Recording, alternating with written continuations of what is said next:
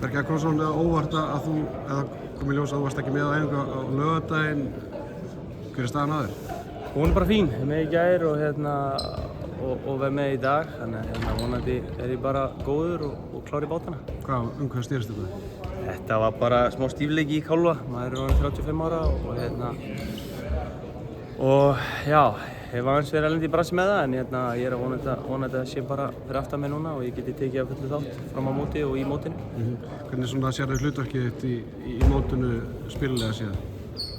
Það bara kemur í ljós, þetta bara, þú veist, ég veit það ekkert sko. Ég náttúrulega bara, mér langar að spila og ef ég á bekknum þá náttúrulega bara reyni ég að hjálpa þar og síðan þetta, þú veist, vonandi erum við að fara að spila 9 leiki, þannig að allavega 7, þá fá held ég allir fullt af mínútum, þetta leiki þétt og ég sýndi svo í middirreilum hvort það séu ekki 2 á 2 dögum, þannig að þarft að rótera liðinu og ég held að og svo það maður bara standa sig, þú veist, og ef þú stendur því þá fara að spila meira, en þú veist, eins og þú segir, ég einn af reynslu meiri í liðinu, þannig að ég ekki alveg, þú veist, það mikið hungur að spila, en ef ég geri það ekki, þá ég samt all in bara í að hjálpa liðinu og reyna að peppa mannskapinn og vera jákvæður og svona reyna að hrista hans upp í þessu. Þú náttúrulega meðist á síðasta stórmóti og Stíven kallar inn, Stíven sé á standbælista bara með að hvernig standið á þér hefur engar áhyggjur á að bara líka með bara haldi út af mótið?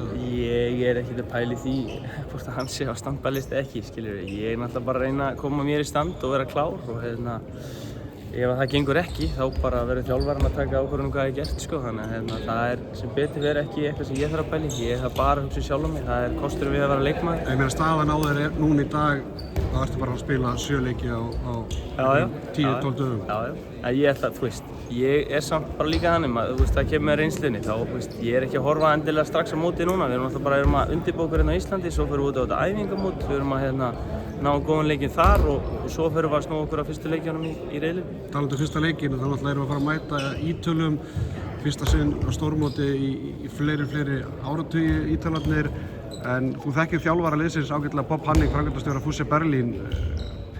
Skrítið að mæta framkvæmdastjóra Fussi Berlín? Já. Ég þekki hann ágætlega, sko. Hann náttúrulega maður sem alltaf með sterkar skoðanir, og alltaf verið svona í yngri flokka þjálfun þó hann hafi verið framkvæmdastjóri á Berlín, svo elskar hann Ítalíu og rauðvín, þannig að komið lítið óvart hann að koma sér inn í þetta gigg. En gaman að mæta Ítölum. Ég held ég hafi aldrei mætt með landsleik og Pólverjum ekki heldur. Ungverjum allt og oft, sko, þannig að þetta eru skemmtilegi fyrstu 2 leikir og svo vonandi förum við í úrslitaleik við Ungverjum. Hvernig karakter er Bob Hanning? Svona, þú veist, veistu hvernig þjálfar hann er? Já, ég náttúrulega sá hann margur þjálfa hann að yngri flokkana. Hann er mjög svona ákveðinn, hann vill ekki sérhlífna leikmenn. Þetta fara mikið á krafti og mikið af svona koma á fullu í 1 og 1, bæði varnarlega og sóknarlega. Hann mátti aldrei gefa eftir, þannig ég býst við því að þeir verði mjög heitir á móti okkur og bara í hinu leikjunum í riðlinum.